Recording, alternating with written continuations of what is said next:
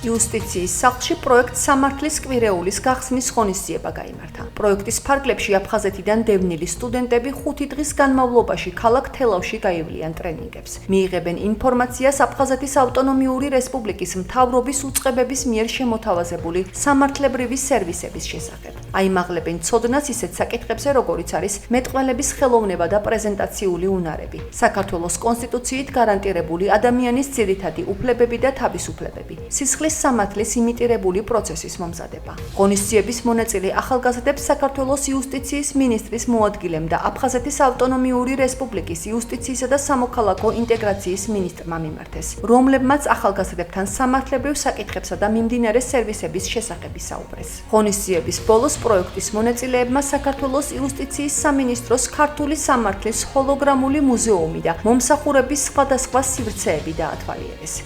აფხაზეთის იუსტიციისა და სამოქალაქო ინტეგრაციის სამინისტრო ახორციელებს პროექტ სამართლის კვირეული, რომლის ფარგლებში აფხაზეთიდან დევნილ ახალგაზრდებს აქვთ შესაძლებლობა შეისწავლონ ქართული სამართლის ძირითადი მიმართულებები. პროექტის მონაწილეებს დღეს ჰქონდათ შესაძლებლობა მოენახულებინათ საქართველოს იუსტიციის სამინისტროს ქართული სამართლის მუზეუმი, სადაც წარმოდგენილი არის ქართული სამართლის განვითარების ძირითადი ეტაპები. ჩვენ ამ მიმართულებით თანამშრომლობთ აფხაზეთის იუსტიციის და სამოქალაქო ინტეგრაციის სამინისტროსთან სხვადასხვა პროექტის ფარგლებში, სამართლის კვირეულის ფარგლებში ჩვენ ვიცით, რომ მათ ჩაუტარდებათ არაერთი ტრენინგ კურსი სამართლის ადამიანის უფლებათა დაცვის სხვადასხვა პრინციპულ საკითხებზე.